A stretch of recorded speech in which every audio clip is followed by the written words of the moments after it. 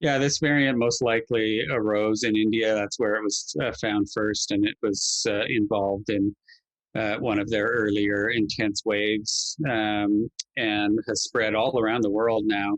And in the UK, for example, it wiped out the previous high transmissibility variant, the alpha variant, really in a matter of weeks, and it's on its way to doing the same thing in the US now.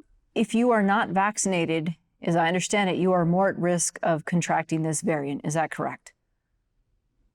Yeah, and I would say it's kind of a tale of two populations. That if you're vaccinated, even though the vaccine is slightly less protective against catching this more contagious variant of the COVID-19 virus, uh, you're still very, very well protected against severe outcomes, being hospitalized or dying.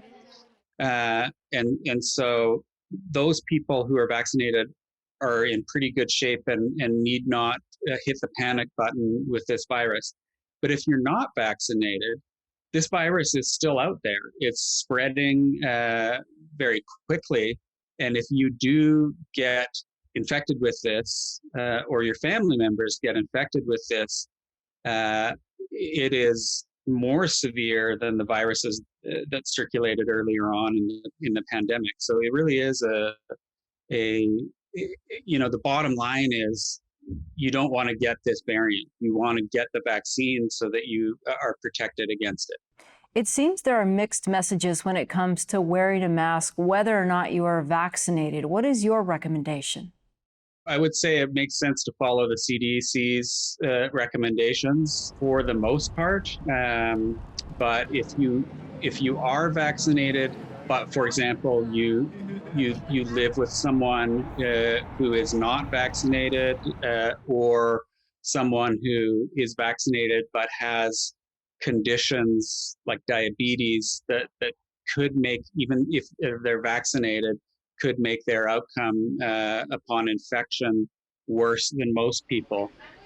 You may want to wear a mask when you go out publicly, especially in indoor spaces, because you can pick this virus up. Even the earlier variants that were less transmissible, 1 in 20 people who got infected during that study were people who were vaccinated rather than the placebo group.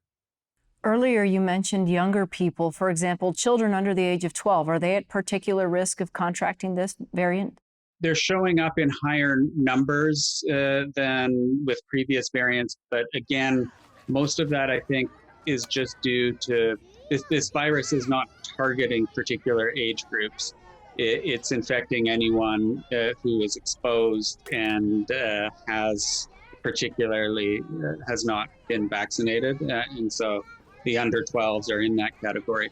For most people under 12, the virus is not causing huge problems, but for a fraction of those people, of those kids, this virus can lead to all sorts of unpleasant symptoms. And finally, Dr. Warby, it seems there are conflicting messages when it comes to the World Health Organization, the Centers for Disease Control, the state and county. What is your advice to people who are not vaccinated or wearing a mask and vaccinated and really struggling with the possibility of another phase of illness running through communities? The bottom line here is we have the tool that can protect basically everyone from this virus. And so get the vaccine. If you're concerned about the vaccine, the real comparison is not between getting the vaccine and not getting the vaccine. It's between getting the vaccine and getting hit by this more transmissible, more dangerous variant, which eventually will catch up with almost everyone who is not vaccinated. And it's just a no-brainer in terms of the risk. The risks of getting this virus, even for younger people, are much, much higher than the very modest risks associated with the vaccine. Okay. Dr. Michael Warby from the University of Arizona, thank you. Thank you.